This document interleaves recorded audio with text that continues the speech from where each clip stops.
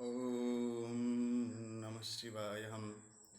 ॐ नीलाम्बुश्यामलकोमलाङ्गं सीतासमारोपितवां भागं पानो महासायक चारुचापं नमामि रामं रघुवंशनाथं। मैं चंदन कुमार मिश्रा आप सभी को श्री राम जन्माष्टमी राम जन्मनवमी 2026 की हार्दिक शुभकामनाएं देता हूं। और आइए शिव जी का आशीर्वाद आपको प्राप्त हो ऐसी भगवान शिव से प्रार्थना करता हूं। ओम नमः शिवाय। विशुद्ध ज्ञान देवाय चतुर्वेदी दिव्य चक्षुषे श्रेया प्राप्ति निमित्ताय नमः सोमादधारणम्। ओम हम जुम शिवं त्र्यंबकं यज्ञामहे सुगंधिं पुष्टिवर्धनम् उर्वारुक्मिव वेदनात् मृत्योर्मुक्षीय भयम् अमृतात् शिवाय जुम हम। बोलिए हर हर महादेव की जय। अब आइए मैं सीधे तौर पे आप लोगों के साथ शिव पुराण की आगे की कथा कहता हूँ। बोलिए हर हर महादेव की जय। ओम नमः शिवाय। नमो दिव्याय महादिव्याय शिवाय सततं नमः। नमो प्रकृते भद्राय नियता प्रन्तः अस्मतां मन्दारमाला कुलितालकाय कपालमालाङ्कितशेखराय दिव्यांबराय च दिगंबराय तस्मै नकाराय नमः शिवाय। ओम नमः शिवाय। ओम विशुद्ध ज्ञान देवाय चतुर्वेदी दिव्य चक्षुषे श्रेया प्राप्ति निमित्ताय नमः सोमादधारणम्। सर्वमंगल मांगल्ये शिवे सर्वार्थ साधिके शरण्ये त्र्यंबके गौरी नारायणी नमस्तुते। ओम शिवाय नमः। ओम सती दिव्याय नमः। ओम गणपति दिव्याय नमः। ओम पार्वती पते शिवाय नमः।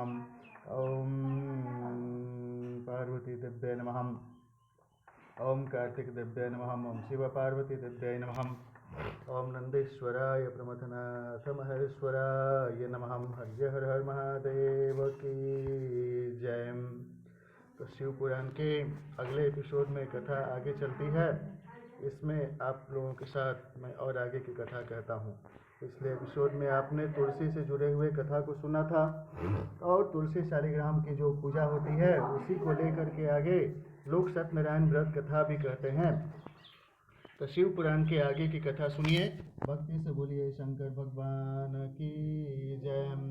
बोलिए हर हर महादेव की जय। शिव पुराण में 42वें अध्याय की कथा चलती है। हिरण्याक्ष वध की कथा सुनिए। नारद जी बोले कि हे ब्राह्मण, हे ब्रह्मदेव, आप मुझे भगवान शिव की उन उत्तम लीलाओं के विषय में बताइए जिनकी ये लीलाएं बड़ी सुखदायिनी हैं। ब्रह्मा जी बोले कि जलंधर के संहार के बारे में जानकर देवी सत्यवती के पुत्र व्यास जी सनत कुमार जी से यही बातें पूछने लगे। तब उनकी उत्सुकता देखकर सनत कुमार जी बोले कि हे व्यास जी, अब मैं तुम्हें अंधकासुर नामक दैत्य के शिवगण बन उनकी भक्ति में लीन रहने की कथा सुनाता हूँ। एक समय की बात है, देवाधिदेव भगवान शिव अपनी प्राण वल्लभा देवी पार्वती और अपने प्रिय गणों के साथ कैलाश पर्वत से काशी जा रहे थे। उनका विचार कुछ समय काशी में व्यतीत करने का था, इसलिए उन्होंने अपने वीरगण भैरव को काशी का रक्षक बना दिया और स्वयं सबके साथ सुखपूर्वक निवास करने लगे। एक बार भगवान शिव पार्वती देवी के साथ आनंद पूर्वक विहार करते हुए मंदराचल नामक पर्वत पर गए। एक दिन शिव पार्वती बैठे आपस में वार्तालाप और मनोविनोद कर रहे थे। तभी देवी पार्वती ने अपने हाथों से भगवान शिव के नेत्र कुछ पल के लिए बंद कर दिए। भगवान शिव के नेत्र बंद होते ही चारों ओर भयानक अंधकार छा गया। उसी समय भगवान शिव के माथे के पसीने की कुछ बूंदें निकली। जैसे ही वे बूंदें धरती पर गिरीं, तुरंत एक जटाधारी काला विकृत डरावना राक्षस वहां उत्पन्न हो गया और वह जोर जोर से हंसने लगा। उसकी भयानक आवाज़ सुनकर देवी पार्वती एकदम चौंक गईं कि एकाएक उनके सामने यह भयानक जीव कहाँ से प्रकट हो गया है। तब देवी पार्वती ने भगवान शिव से पूछा कि हे स्वामी, यह भयानक पुरुष कौन है। यह सुनकर भगवान शिव मुस्कुराते हुए बोले, हे देवी, यह आपका पुत्र है। जब आपने मेरी आंखें बंद की उस समय मेरे माथे से कुछ पसीने की बूंदें गिरी, उसी से यह प्रकट हुआ है। यह जानकर कि वह पुरुष उनका पुत्र है, देवी बड़ी प्रसन्न हुई। भगवान शिव ने उसका नाम अंधक रख दिया। उसी समय हिरण्य नेत्र नाम का एक राक्षस पुत्र प्राप्ति की कामना मन में लेकर वन में घोर तपस्या कर रहा था। उसकी तपस्या से प्रसन्न होकर भगवान शिव उसे वरदान देने के लिए प्रकट हो गए। उसने भगवान शिव से एक बलवान और वीर पुत्र की प्राप्ति की इच्छा प्रकट की। भगवान शिव ने कहा कि हे हिरण्य नेत्र, मेरा पुत्र अंधक बड़ा ही वीर और बलवान है। तुम चाहो तो मैं उसे तुम्हें सौंप सकता हूँ। भगवान शिव के पुत्र को अपना पुत्र बनाने के लिए वह राक्षस व्यग्र हो उठा। उस पुत्र को प्राप्त कर हिरण्य नेत्र बहुत प्रसन्न हुआ और उसे गले से लगा लिया। भगवान शिव पुत्र अंधक को हिरण्य नेत्र को सौंपकर अपने धाम को चले गए। हिरण्य नेत्र अपने प्रिय पुत्र अंधक को साथ लेकर अपने घर लौट आया और उसको बहुत लाड प्यार से पालने पोसने लगा। तत्पश्चात हिरण्य नेत्र ने, जिसे हिरण्याक्ष भी कहा जाता था, पृथ्वी लोक और पाताल लोक के राज्यों को जीतकर अपने राज्य में मिला लिया था। दैत्यों के राजा उस हिरण्याक्ष के आतंक से तीनों लोग कांपने लगे, यहाँ तक कि देवता भी व्याकुल और भयभीत हो गए। उन्होंने भगवान विष्णु को 12 रूप धारण करके पाताल लोक भेजा। क्रोधित श्रीहरि ने हिरण्याक्ष का वध सुदर्शन चक्र से कर दिया। तत्पश्चात अंधक का राज्याभिषेक करवाया। सभी देवता भय मुक्त होकर बड़े प्रसन्न हुए और भगवान विष्णु की जय जयकार करने लगे। भगवान श्री हरि विष्णु आशीर्वाद देकर अपने बैकुंठ धाम को चले गए। अपने भाई हिरण्याक्ष के वध का समाचार पाकर उसका भाई हिरण्यकशिपु क्रोधित हो उठा और उसने भगवान विष्णु से बैर बांध लिया। भक्ति से बोलिए विष्णु भगवान की जय, ब्रह्मा भगवान की जय, शंकर भगवान की जय, सरस्वती देवी की जय, लक्ष्मी देवी की जय, काली देवी की जय, सियावर रामचंद्र की जय। अब 43वें अध्याय की कथा चलती है। हिरण्यकशिपु की तपस्या और नृसिंह द्वारा उसका वध की कथा सुनिए। भक्ति से बोलिए शंकर भगवान की जय, नृसिंह भगवान की जय। सनत कुमार जी बोले कि हे व्यास जी, 12 रूपधारी श्रीहरि विष्णु द्वारा अपने भाई हिरण्याक्ष का संहार किए जाने से हिरण्यकशिपु बहुत दुखी और क्रोधित तो था ही, अतः उसने अपनी असुर सेना को देवताओं का संहार करने की आज्ञा दी तथा अपनी विष्णु भक्त प्रजा को भी दंड देने के लिए कहा। तब आज्ञा पाकर स्वामी भक्त असुरों ने देवलोक का विनाश कर दिया। उनके आतंक से देवता स्वर्ग छोड़कर भाग खड़े हुए। हिरण्यकशिपु के राज्य में उसकी प्रजा को बहुत डराया जाता था। सब ने भक्ति का मार्ग छोड़ दिया था, इसलिए भक्ति करना जरूरी है। विष्णु भक्तों की खैर नहीं थी। एक दिन हिरण्यकशिपु अपने मृत भाई हिरण्याक्ष को जलांजलि देकर उसकी स्त्री और बच्चों से मिला और उन्हें सांत्वना दी। दैत्यराज हिरण्यकशिपु के मन में विचार आया कि यदि मैं अजर अमर अजेय हो जाऊं और मेरा कोई प्रतिद्वंदी न रहे तो कोई भी मुझे हरा नहीं सकेगा और तब सभी मुझे झुककर प्रणाम करेंगे। यह सोचते ही हिरण्यकशिपु मंदराचल पर्वत पर जाकर घोर तपस्या करने लगा। तपस्या हेतु वह एक पैर के अंगूठे पर खड़ा था। सिर के ऊपर दोनों हाथ जोड़े आसमान की ओर देखते हुए वह घोर तपस्या कर रहा था। इधर जब हिरण्यकशिपु तपस्या में लीन था तो देवताओं ने असुरों से अपना राज्य छीन लिया। वे आनंद पूर्वक अपना राज्य करने लगे। हिरण्यकशिपु की तपस्या का तेज दिन प्रतिदिन बढ़ता ही जा रहा था। उसके तप की अग्नि से देवता तप्त हो उठे और भयभीत होकर ब्रह्मा जी के पास गए। तब सब देवताओं ने हाथ जोड़कर ब्रह्मा जी को प्रणाम किया और सभी देवताओं ने साथ मिलकर भगवान से आराधना की। बोलिए ब्रह्मदेव की जय। ओम ब्रह्माय नमः। तत्पश्चात उन्होंने बताया कि हे प्रभु, दैत्यराज हिरण्यकशिपु की तपस्या के तेज से सब लोग भयभीत हो रहे थे। आप कृपा करके हमें भयमुक्त कीजिए। सब देवताओं की प्रार्थना सुनकर ब्रह्मा जी हिरण्यकशिपु को वर देने के लिए उस स्थान पर गए जहां वह तपस्या कर रहा था। वहां जाकर उन्होंने हिरण्यकशिपु से कहा कि वत्स, मैं तुम्हारी तपस्या से बहुत प्रसन्न हूँ। तुम जो चाहो मांग सकते हो, मैं तुम्हारी मनोकामना अवश्य पूरी करूँगा। ब्रह्मा जी के ये शुभ वचन सुनकर हिरण्यकशिपु ने आंखें खोल दी और हाथ जोड़कर सामने खड़े ब्रह्मा जी को प्रणाम किया। तत्पश्चात वह बोला कि हे प्रजापति, हे पितामह, मैं चाहता हूँ कि मुझे कभी भी मृत्यु का भय न हो। इसके लिए हम भगवान शिव का महामृत्युंजय का मंत्र जप करते हैं। ओम हम जुम शिवम त्र्यंबकम यजामहे सुगंधिम पुष्टिवर्धनम उर्वारुक्मिव वर्धनात् मृत्योर्मुक्षे भयम अमृतात् शिवजुम हम। और उसने कहा कि मैं किसी अस्त्र शस्त्र पाश वज्र सूखे पेड़ पर्वत जल अग्नि से न मरूं। देवता दैत्य मुनि सिद्धवर अथवा सृष्टि की कोई भी रचना मेरा वध न कर सके। दिन रात स्वर्ग नरक पृथ्वी पाताल अंदर बाहर कहीं भी किसी भी समय मेरी मृत्यु न हो सके। ब्रह्मा जी ने प्रसन्न होते हुए तथास्तु कह दिया। तुम्हें तुम्हारे अभिष्ट फलों की अवश्य प्राप्ति होगी। जो वरदान तुमने मांगा है वह अवश्य फलीभूत होगा। तुमने 96,000 वर्षों तक तपस्या करके मुझे प्रसन्न किया है। ऐसा ब्रह्मदेव ने कहा कि अब तुम सुखपूर्वक राज्य करो।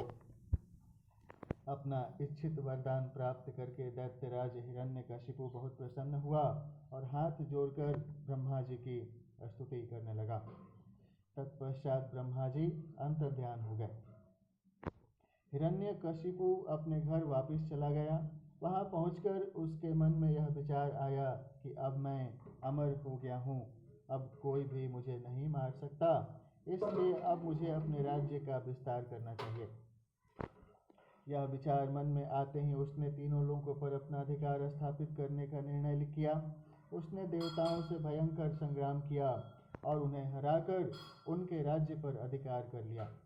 देवता अपने प्राणों की रक्षा हेतु वहां से भाग खड़े हुए और भगवान श्री हरि विष्णु के पास गए। ओम नमो भगवते वासुदेवाय नमः। भगवान श्री हरि के पास पहुंचकर देवताओं ने उन्हें अपनी व्यथा सुनाई और उनसे अपनी पीड़ा और कष्टों को दूर करने की प्रार्थना की। तब विष्णु जी ने उन्हें आश्वासन दिया कि वे स्वयं हिरण्यकशिपु का वध करके उन्हें उसके अत्याचारों से मुक्ति दिलाएंगे। भगवान विष्णु के आश्वासन पर देवता उन्हें धन्यवाद देकर वैकुंठ लोक से वापस आ गए। वे अपनी रक्षा के लिए अलग अलग जगहों पर निवास करने लगे। उधर श्रीहरि विष्णु ने देवताओं को उनके कष्टों से मुक्ति दिलाने हेतु दैत्यराज हिरण्यकशिपु का संहार करने का निश्चय किया, परंतु ब्रह्मा जी द्वारा दिए गए वरदान को भी उन्हें पूरा करना था। तब विष्णु जी ने ऐसा रूप धारण किया जो आधा मनुष्य के जैसा था, आधा शेर जैसा। ऐसा अत्यंत भयानक रूप धारण कर विष्णु जी अग्नि के समान प्रलयंकारी नजर आ रहे थे। नृसिंह के रूप में श्रीहरि ने दैत्यराज हिरण्यकशिपु की नगरी में प्रवेश किया। उस समय सूर्यास्त का समय हो रहा था। उनका यह अनोखा भयानक रूप देखकर दैत्य सेना के वीर उन पर टूट पड़े और उनसे युद्ध करने लगे। तब पल भर में ही उन्होंने सब दैत्यों को मार गिराया और राजमहल की ओर चल दिए। तभी विष्णु जी के परम भक्त और दैत्यराज हिरण्यकशिपु के पुत्र प्रहलाद की दृष्टि नृसिंह भगवान पर पड़ी। प्रहलाद बोला कि हे पिताजी, ये अद्भुत रूप धारण किए नृसिंह अवतार मुझे तो भगवान जान पड़ते हैं। इनकी वीरता की प्रशंसा करना तो असंभव है, अतः आपको इनकी शरण में चले जाना चाहिए। अपने पुत्र की इन बातों को सुनकर दैत्यराज हिरण्यकशिपु को बहुत क्रोध आ गया। वह बोला कि पुत्र, तुम बिना कारण ही भयभीत हो रहे हो। तुम दैत्यों के अधिपति के पुत्र हो। तुम्हें इस प्रकार कायरता भरी बातें कदापि नहीं करनी चाहिए। यह कहकर हिरण्यकशिपु ने अपने सैनिकों को आदेश दिया कि शीघ्र जाकर विचित्र आकृति वाले उस जीव को बंदी बनाकर ले आओ। अपने स्वामी दैत्यराज हिरण्यकशिपु की आज्ञा पाकर उनके वीर दैत्यगण नृसिंह भगवान को पकड़ने के लिए दौड़े, परंतु उनके समीप जाते ही वे भस्म हो गए। अब दैत्यराज स्वयं युद्ध करने के लिए अपने अस्त्र शस्त्रों सहित आगे आए। तब भगवान नृसिंह और दैत्यराज हिरण्यकशिपु में बहुत भयानक युद्ध हुआ, परंतु भगवान नृसिंह के आगे दैत्यराज हिरण्यकशिपु की एक न चली। नृसिंह ने हिरण्यकशिपु को खींचकर अपनी जंघा पर लिटा लिया और उसकी छाती को अपने नाखूनों से चीर दिया। उसके प्राण पखेरु उड़ गए। तभी हिरण्यकशिपु के पुत्र प्रहलाद ने वहां आकर नृसिंह भगवान के चरणों में अपना सिर झुकाकर क्षमा याचना की।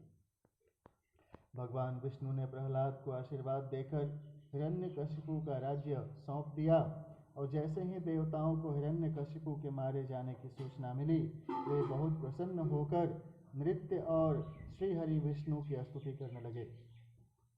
आकाश में मंगल ध्वनि गूंजने लगी और फूलों की वर्षा होने लगी। इस प्रकार हिरण्यकशिपु का वध करने के पश्चात प्रहलाद को राज्य सौंपकर भगवान नृसिंह वहां से अंतर्ध्यान हो गए। तत्पश्चात सभी प्रसन्नता पूर्वक अपने अपने लोकों को चले गए। भक्ति से बोलिए शिव मित्र नृसिंह भगवान की जय, विष्णु भगवान की जय। भक्ति से बोलिए शंकर भगवान की जय, विष्णु भगवान की जय, ब्रह्मदेव की जय। बोलिए हर हर महादेव की जय। अब कथा आगे चलती है। 44वें अध्याय की कथा सुनिए। भक्ति से बोलिए शंकर भगवान की जय। अंधक की अंधता की कथा है। सनत कुमार जी बोले कि हे व्यास जी, एक बार हिरण्याक्ष के पुत्र अंधक से उसके भाइयों ने मजाक उड़ाते हुए कहा कि अंधक, तुम तो अंधे और कुरूप हो, भला तुम राज्य का क्या करोगे। दैत्यराज हिरण्याक्ष तो मूर्ख थे, जो भगवान शिव की इतनी कठोर तपस्या कर उन्हें प्रसन्न करके भी तुम जैसा कुरूप, नेत्रहीन और बेडौल पुत्र वरदान में प्राप्त किया। कभी दूसरे से प्राप्त पुत्र का भी पिता की संपत्ति पर अधिकार होता है, इसलिए इस राज्य के स्वामी हम ही हैं, तुम तो हमारे सेवक हो। अपने भाइयों के इस प्रकार के कटु वचनों को सुनकर अंधक निराश और उदास हो गया। रात के समय जब सब सो रहे थे, तो वह अपने राजमहल को छोड़कर निर्जन, सुनसान और भयानक डरावने वन में चला गया।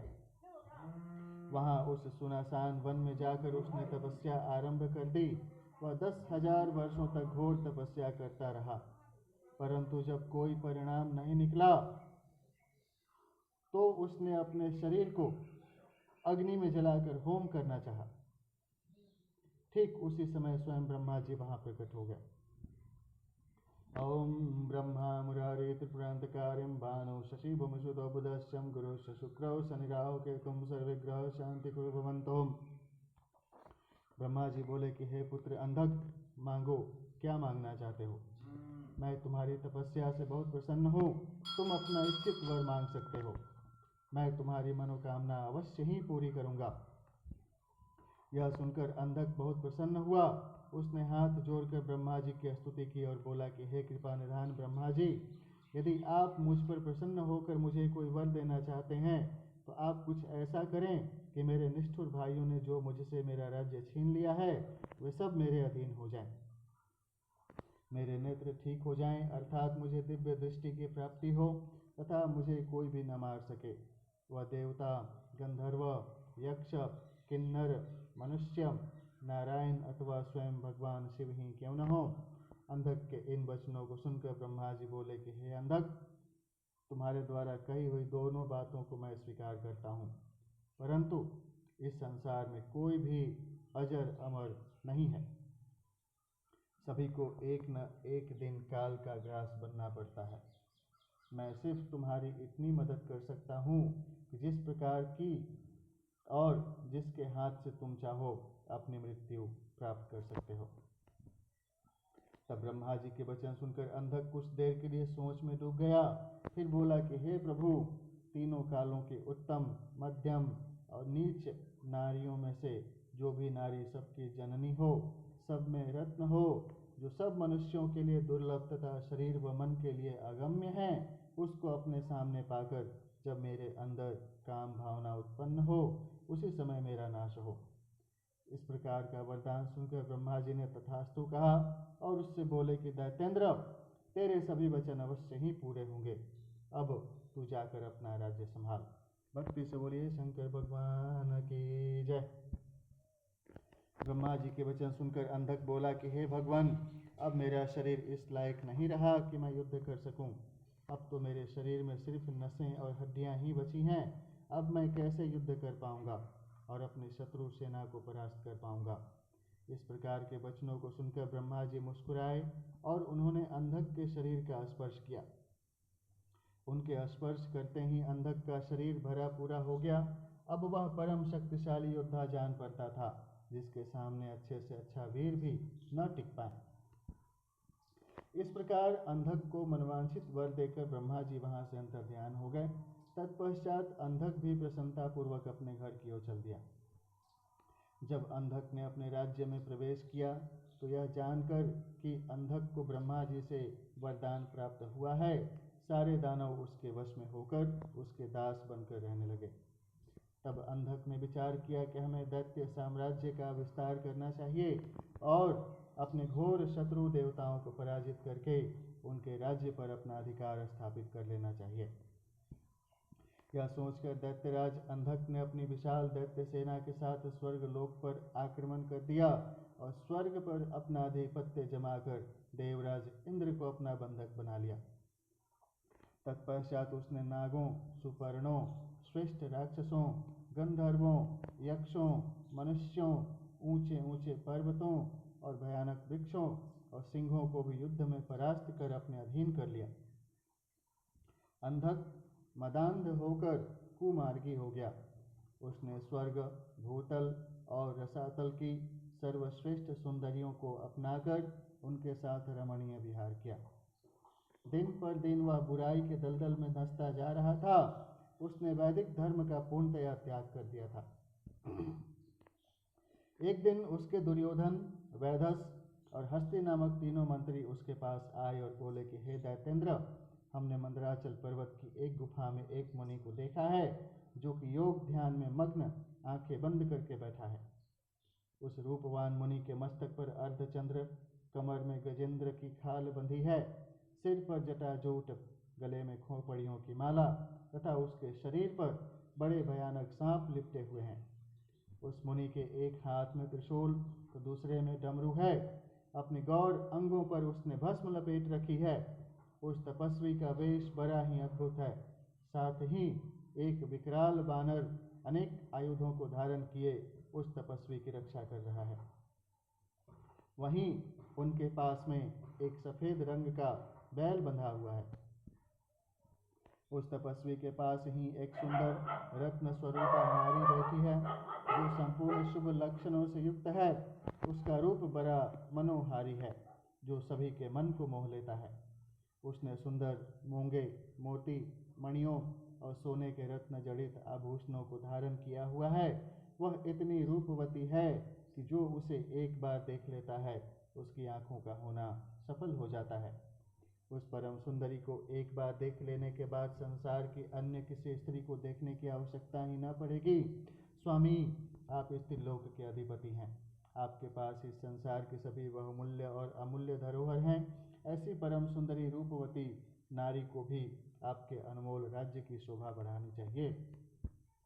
अतः आप हमारे साथ चलें और सुंदरी को यहाँ ले आएं। अपने वीर मंत्रियों के इस प्रकार के वचन सुनकर दैत्येंद्र अंधक बहुत प्रसन्न हुआ और उसके मन में उस सुंदर नारी को देखने की इच्छा बलवती हो गई। उसने अपने मंत्रियों को आदेश दिया कि तुम शीघ्र वहां जाकर उस तपस्वी से उसकी सुंदर स्त्री को मांग कर मेरे पास ले आओ। अपने स्वामी दैत्यराज अंधक की आज्ञा पाकर वे तीनों मंत्री पुनः उसी स्थान पर गए और भगवान शिव से बोले कि हे महातपस्वी ब्राह्मण, हमारे स्वामी दैत्यराज अंधक आपकी भार्या की सुंदरता के विषय में जानकर उन पर मोहित हो गए हैं और उन्हें अपनी पटरानी बनाना चाहते हैं। आप सहर्ष उन्हें हमें सौंप दें। उनके ऐसे वचनों को सुनकर शिव जी को बहुत क्रोध आया, परंतु वे फिर भी सिर्फ इतना ही बोले कि दैत्यों, ये मेरी भार्या हैं। वे स्वयं शक्ति संपन्न और सिद्धि रूपा हैं। देवी स्वयं अपने भक्तों के कष्टों को दूर करती हैं। आप अपनी परेशानी इन्हें बताइए, ये अवश्य ही आपके दुखों को दूर करेंगी। भगवान शिव के ये वचन सुनकर क्रोधित और मदांध दैत्य और कुछ न बोले और वहां से वापस आ गए। तब दैत्यराज अंधक को उन्होंने वहां घटित हुई सारी बातें बढ़ा चढ़ा कर बताईं, जिन्हें सुनकर दैत्येंद्र का क्रोध सातवें आसमान पर चढ़ गया। तब वह मूढ़ बुद्धि दैत्य सुंदरी को देखने के लिए आतुर हो उठा। उसने स्वयं वहां जाकर उस रत्नों में सर्वश्रेष्ठ रत्न को अपने साथ लाने का निश्चय किया। भक्ति से बोलिए शंकर भगवान की जय, ब्रह्म भगवान की जय, विष्णु भगवान की जय, सरस्वती भगवती की जय, लक्ष्मी भगवती की जय, दुर्गा देवी भगवती की जय। तो अगले अध्याय 45वें अध्याय की कथा है। अब भक्ति से बोलिए श्री हर हर महादेव की जय। तो युद्ध आरंभ होने की कथा सुनिए। सनत कुमार जी बोले कि हे व्यास जी, जब इस प्रकार अंधक के उन तीनों मंत्रियों ने वहां आकर अंधक को सब बताया, तब क्रोधित होकर वह स्वयं वहां जाने को आतुर हो गया। तब मदिरा पान करके वह अपनी विशाल सेना को साथ लेकर मंदराचल पर्वत की ओर चल दिया। वहां रास्ते में उसकी मुठभेड़ भगवान शिव के वीर गणों से हो गई। उनमें बड़ा भारी युद्ध हुआ। शिव गणों ने दैत्य सेना को मार मार कर वहां से भगा दिया।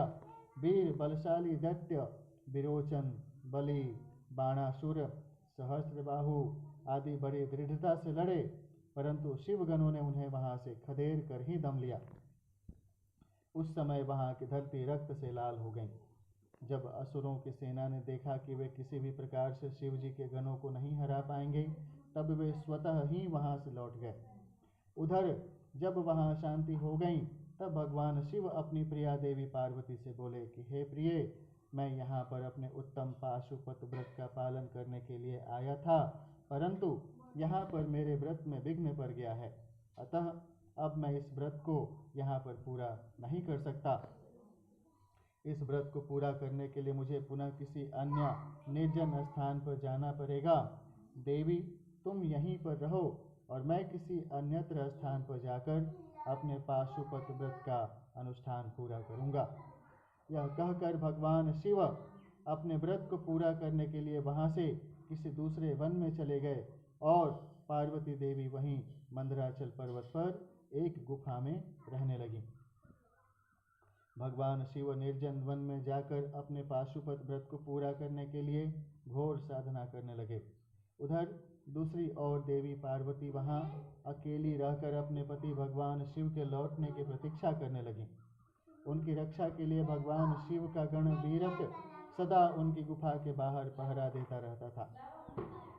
दूसरी ओर दैत्यराज अंधक को, जिसे एक बार शिव गणों ने परास्त करके वहां से खदेड़ दिया था, देवी को प्राप्त किए बिना चैन कहाँ आने वाला था। उसने पुनः मंदराचल पर्वत पर चढ़ाई कर दी। जैसे ही अंधक और उसकी दानव सेना पर्वत पर पहुंची, वीरक ने उनसे युद्ध करना आरंभ कर दिया। महाबली वीरक बड़ी वीरता से उन दैत्यों से युद्ध करता रहा और उन्हें हराता रहा। उनके बीच भयानक अस्त्र शस्त्रों का प्रयोग होता रहा। जब किसी भी तरह वीरक को युद्ध में पराजित करना संभव न हुआ, तो दैत्यों ने वीरक को चारों ओर से मिलकर घेर लिया। जब गुफा के अंदर बैठी देवी पार्वती को यह ज्ञात हुआ कि उनका प्रिय रक्षक चारों ओर से दानवों से घिर चुका है, तो उन्होंने अलौकिक रीति से ब्रह्मदेव, विष्णुदेव और देवताओं का मन में स्मरण किया। भक्ति से बोलिए ब्रह्मा भगवान की जय, विष्णु भगवान की जय, शंकर भगवान की जय। यह ज्ञात होते ही कि जगत जननी जगदम्बा माँ पार्वती ने स्मरण किया है, पल भर में सब देवता वहां मंदराचल पर्वत पर उपस्थित हो गए और दैत्यों से युद्ध करने लगे। जब वीरक ने देखा कि अब वह अकेला नहीं है, उसके साथ पूरी देव सेना खड़ी है, तो वह हर्षित मन से पुनः युद्ध में लग गया और तब उसका जोश देखते ही बनता था। देवताओं ने ब्राह्मी, नारायणी, ऐन्द्री, वैश्वानरी, याम्या, नैऋति, वारुणी, वायवी, कौबेरी, यक्षेश्वरी और गारुड़ी देवी का रूप धारण किया हुआ था। ओम जयंती मंगला काली भद्रकाली कपालिनी दुर्गा क्षमा शिवा धात्रीं स्वाहा सुधा नमस्तुते। प्रथमं शैलपुत्रीं च द्वितीयं ब्रह्मचारिणीं तृतीयं चंद्रघंटेति कुष्मांडेति चतुर्थकं पंचमं स्कंदमातेति षष्ठं कात्यायनेति च सप्तमं कालरात्रेति महागौरीति च अष्टमं नवमं सिद्धदात्री च नवदुर्गा प्रकृतितः। अनेकों आयुधों से सुसज्जित होकर वे युद्ध कर रहे थे। इस प्रकार इस भीषण युद्ध को चलते चलते कई हजार वर्ष बीत गए। देवसेना जितने भी असुरों को मारती, दैत्य गुरु शुक्राचार्य अपनी मृत संजीवनी विद्या से पल भर में उन्हें पुनः जीवित कर देते। इस प्रकार दैत्य सेना न कम हो रही थी और न ही वह हार मान रही थी। ओम हम जुम शिवा ओम त्र्यंबकम यजामहे सुगंधि पुष्टिवर्धनम उर्वारुक्मीव वर्धनात् मृत्योर्मुक्षीमामृतात् शिवा जुम हम ओम हम जुम शिवा ओम त्र्यंबकम यज्ञामहे सुगंधिम पुष्टिवर्धनम उर्वारुक्मीव वर्धनात् मृत्योर्मुक्षीय वयम अमृतात् शिवा जुम हम ओम हम जुम शिवाम त्र्यंबकम यज्ञामहे सुगंधिम पुष्टिवर्धनम उर्वारुक्मीव वर्धनात् मृत्योर्मुक्षीय यूयम अमृतात् शिवा जुम हम ओम नमः शिवाय। हम युद्ध दिन प्रतिदिन और भयानक होता जा रहा था। भगवान शिव भी अपना पाशुपत व्रत पूरा करके वहां मंदराचल पर्वत पर वापस आ गए। भक्ति से बोलिए शंकर भगवान की जय। ओम नमः शिवाय। हम गुह्यते गुह्यम गोप्त्रिम तम ज्ञानास्मर्कितं जपम सिद्धिर्भवतु मे देवी त्वत्प्रसादान् सुरेश्वरीं। ओम मंदारमालां कुलितालकाय कपालमालांकितशेखराय दिव्यांबराय च दिगंबराय तस्मै नकाराय नमः शिवाय। हम ओम नमः शिवाय। बोलिए हर हर महादेव की जय। अब 46वें अध्याय की कथा है, युद्ध की समाप्ति की कथा सुनिए। बोलिए हर हर महादेव की जय। सियावर रामचंद्र की जय। सनत कुमार जी बोले कि हे महामुनि, जब भगवान शिव पाशुपत व्रत को पूरा करने के पश्चात मंदराचल पर्वत पर लौटे तो उन्होंने देखा कि दैत्येंद्र अंधक ने अपनी विशाल सेना के साथ पुनः आक्रमण कर दिया है। उनके वीर गण और अनेकों रूप धारण किए देवियां अंधक और उसकी सेना से युद्ध कर रही हैं। यह देखकर भगवान शिव को बहुत क्रोध आया कि मेरी अनुपस्थिति में इस दुष्ट दैत्य ने मेरी पत्नी को परेशान किया है। क्रोधित देवाधिदेव महादेव जी अंधक से युद्ध करने लगे, परंतु दैत्येंद्र बहुत चालाक था। उसने गिल नामक दैत्य को आगे कर दिया। स्वयं उसने दैत्य सेना सहित गुफा के आसपास के वृक्षों और लताओं को तोड़ दिया। तत्पश्चात उस दैत्य अंधक ने एक एक करके सबको निगलना शुरू कर दिया। अंधक ने नंदीश्वर सहित ब्रह्मा, विष्णु, इंद्र, सूर्य और चंद्रमा व समस्त देवताओं को निगल लिया। यह देखकर भगवान शिव को बहुत क्रोध आया। यथावत सर्वेभ्यों देवभ्यो नमः सर्वेभ्यां देवभ्यां नमः यत्र तत्र मनवांचित स्थाने सुप्रतिष्ठो भव च गच्छ अभयं वरदाम्।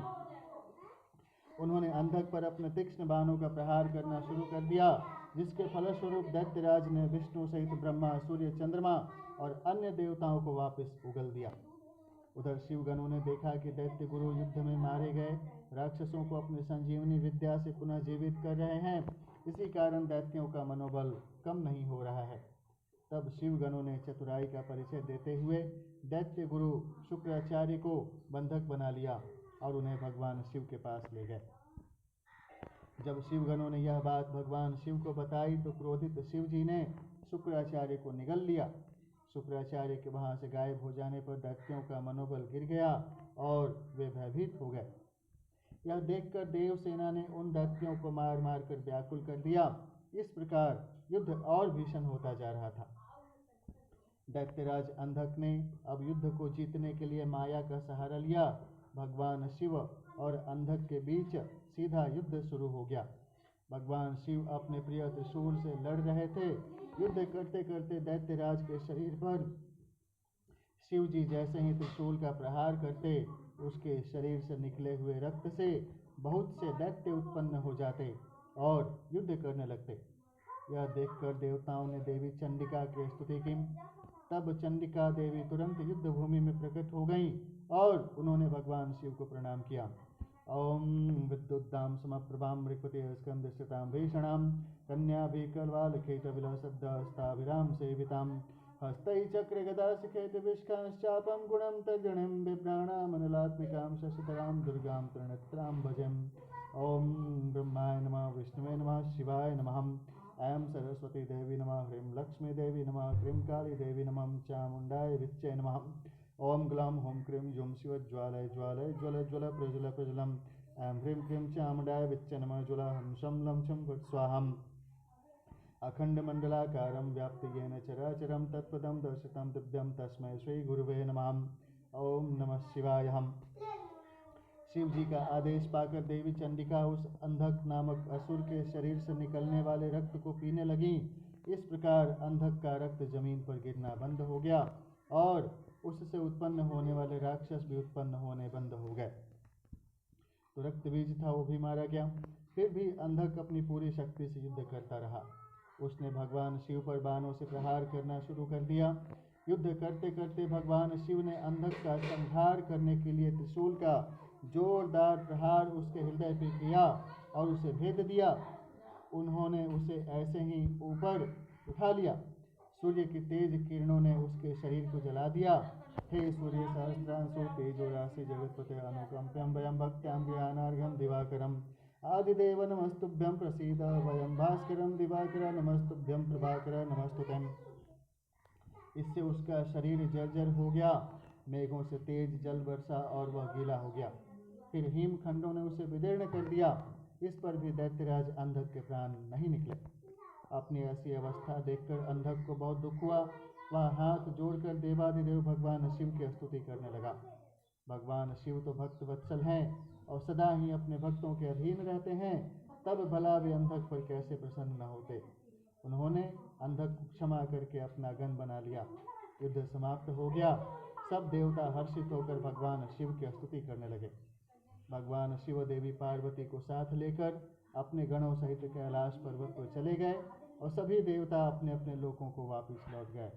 बोलिए हर हर महादेव की जय। भक्ति से बोलिए शंकर भगवान की जय। ओम कर्पूर गौरम करुणावतारम संसार सारम भुजगेन्द्रहारम सदा वसंतं हृदयारविंदे भावं भवानी सहितं नमामि। त्वमेव माता च पिता त्वमेव बन्धु च सखा त्वमेव विद्या द्रविणं त्वमेव सर्वं मम देवदेवम्। ओम ज्योतिर्लिंगस्वरूपाय शिवाय नमः। द्वादश ज्योतिर्लिंगाय नमः। ओम नमः शिवाय। तो भक्तों जिज्ञासुओं, अगले एपिसोड में हम आपके साथ 47वें अध्याय में शिव द्वारा शुक्राचार्य को निगलने की कथा कहेंगे। तब तक के लिए आप सभी को भगवान की कृपा प्राप्त हो, ऐसी शुभकामना है। और साथ ही साथ एक बार फिर आपको श्री राम जन्म उत्सव रामनवमी की हार्दिक शुभकामनाएं। हर हर महादेव। ओम नमः शिवाय।